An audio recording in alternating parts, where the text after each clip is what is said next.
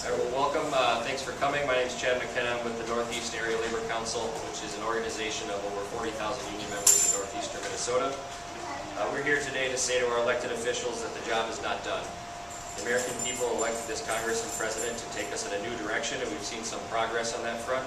But the job of investing in an economy that fuses the work ethic of America's labor movement with the ingenuity of green economy advocates is not complete. For too long, corporations, politicians, and sometimes even our own organizational self-interest pitted the labor and environmental movements as two sides of opposing worldviews that could never agree. But in recent years, through leadership of groups like the Blue-Green Alliance, we have shown that the people advocating for good wages and benefits and those fighting for a clean, green economy have similar goals. That partnership is reflected here today. With nearly one out of every 10 Americans still out of work, we need action now to create and preserve millions of jobs across the country, and we can do that with clean energy.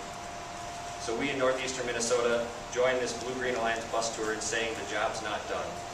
And we call on our senators to get on board and support action now on clean energy legislation that creates good American jobs now. And with that, I'll turn it over to Bob Brown, one of the bus riders. Thank you, Chad. Good morning, everyone. Thanks again, Chad. And as Chad pointed out, my name is Bob Brown. I'm part of the steelworkers of District 11. I work at Hibbing Taconite. I've been in the mining industry for about 35 years. I'm with Local 2705. I've been part of this journey now for the past 5 days, riding the bus and going around and seeing and learning the importance of the clean energy jobs. I've been describing to people the effect that it's had in the steel industry chain that I'm a part of, and that's producing the raw materials.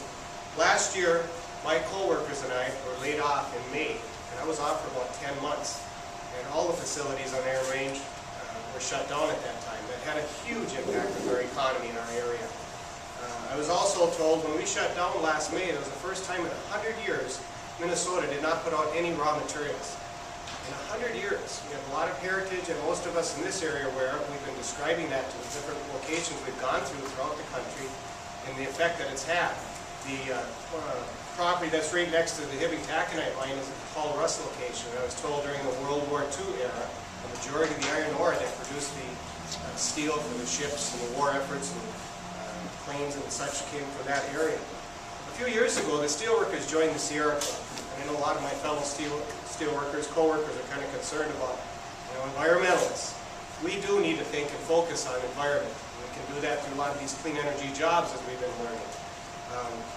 Mining has changed tremendously. Years ago, they would just bury the grease and the parts and stuff, and now we're much more conservative. A lot of the mine land reclamation issues and returning that land back so it's some form of usable thing. Last year was also frustrating for myself and my co-workers being off for 10 months. I was watching the Duluth Superior Ports here gear up to offload wind generators. They were made in China and Europe. And they were also subsidized with my federal tax dollars while I'm laid off. So that created a lot of heartburn for myself and fellow workers. In April, I participated in Earth Day out in Washington, D.C. And there I learned where about 200 tons of steel goes into a wind generator. So you can see the effect that has for the supply chain that I'm a part of. Also, during the journey with this bus, I've learned some of the areas that make the louvers, the solar panels. They also need steel to make those products. It was interesting to see a couple days ago, part of our alliance, another big partner that joined the alliance is the United Auto Workers. We visited a couple of those locations. People that make the Duramax diesel motors, people that make some of the GM crossover vehicles. And it was interesting. And what we're doing with this, the purpose of going around is to educate everybody. We need to get our economy generated through these clean energy jobs. They're telling us 1 in 10 Americans are out of work. When I was in Michigan, that percentage was second in the nation. I believe it was almost 14% unemployment. Some of the union employees were telling me there. So what I'd like for you to do from here is to go forth. A lot of times we just depend upon just a couple of lobbyists to march what we think is what we need to get this country generated. We need to ask all of you to start contacting our senators. The House about a year ago passed a clean energy bill. It's still stalled in the Senate. We need that to keep everybody back to work. Currently, with the Iron Range, as most of you are aware in this area, we're all working today. And we need to continue to sustain that industry that I'm a part of so we can keep the jobs there for my family, children, and grandchildren. Thank you for your time. Next, I'd like to introduce my partner, who's also been a part of this journey, Vance from Mintac.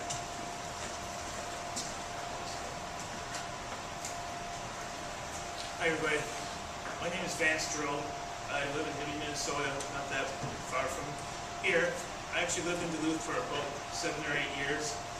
Currently, I work at Mintech, division of U.S. Steel taconite plant, where basically we mine taconite, process it, turn it into pellet form, and ship it off to steel mills. I am the vice president of Local 9.15, and about 4 days ago, on Sunday, I flew out to Dayton, Ohio, where the next day I got on a bus and I traveled ultimately from Dayton to here to promote legislature to create some more clean jobs. The reason why I decided to go ahead and get on this tour is because I think there are way too many Americans who are out of work right now. And it's really kind of hard to see when there are some jobs that are needed. There are some jobs that we need to get created, jobs that can help the economy and the environment.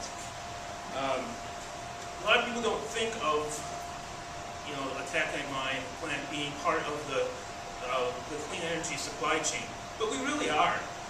If we're going to go ahead and pass some legislature and create some jobs, we're going to need some steel to create this, whether it's construction materials, whether it's steel to make a windmill. We're going to need steel, and so this really affects the area where I live.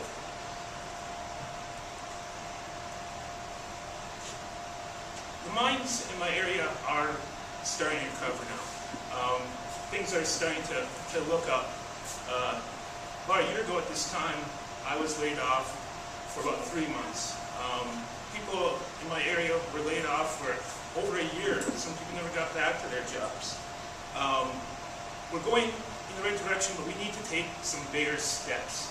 We need to urge our senators to go ahead and pass some legislature which is going to create more good-paying, clean energy jobs. Thank you, everybody, for coming today. I'd like to introduce a member of the Sierra Club, John.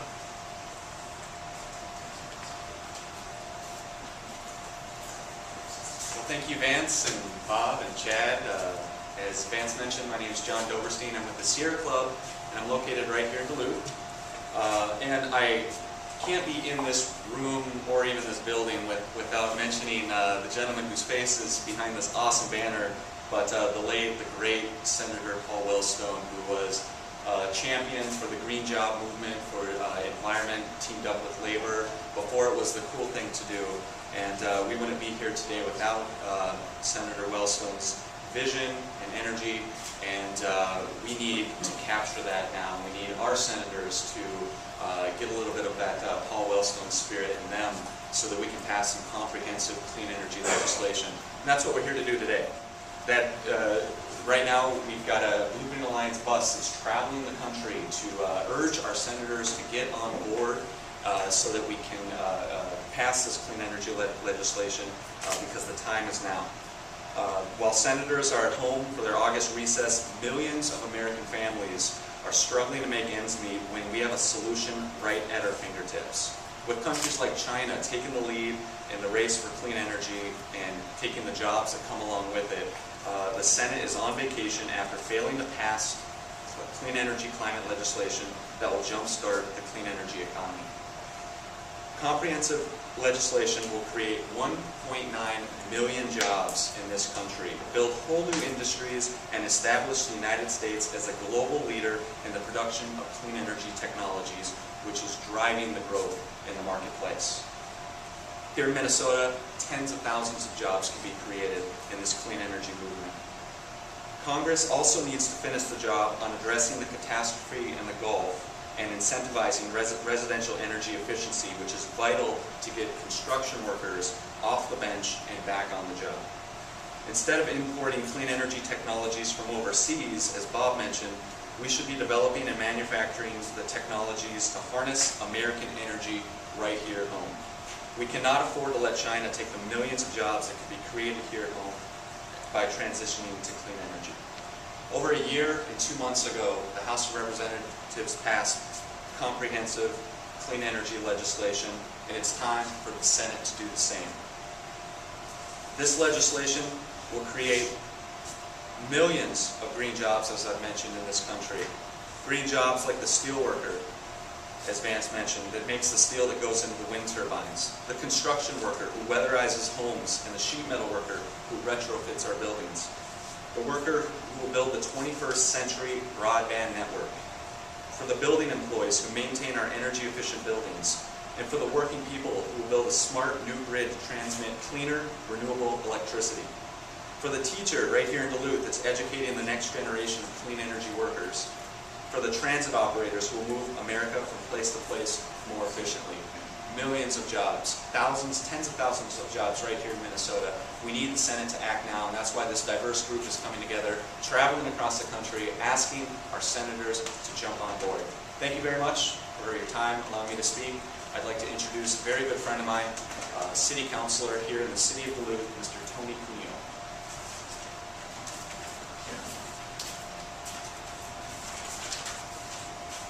Thank you, John, and thank you everybody who is here with us today. My name is Tony Cuneo. I work at the H7 Family Foundation and I sit on the Duluth City Council. And it doesn't really matter who you ask, from environmentalists to oil company executives, the world is changing, and traditional sources of energy are going to become more and more expensive. In large part, that's because more and more often the true costs of dirty energy are becoming apparent, whether that's the ill health effects on our families and on our children, whether it's destruction of our clean air and water, or whether it's our energy dollars being spent to support governments and corporations that in no way share our values. These are the true costs of traditional dirty energy that we use every day in our society. But change is coming, and it has to come for all those reasons we just laid out.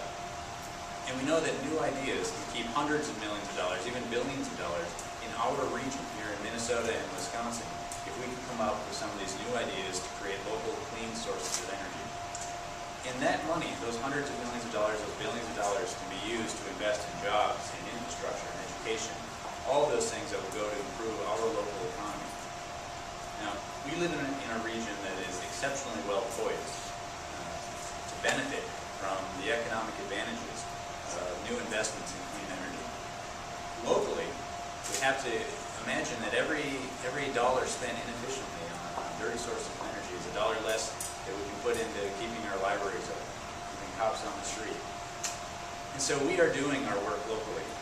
And as we plan around these ideas locally, we need the federal government, we need the state government to do its work and to make its investments so that we can take advantage of all those potential benefits that exist for us in our city and in our region. So we are here today simply to ask the Senate and the federal government to get the job done. Thank you very much.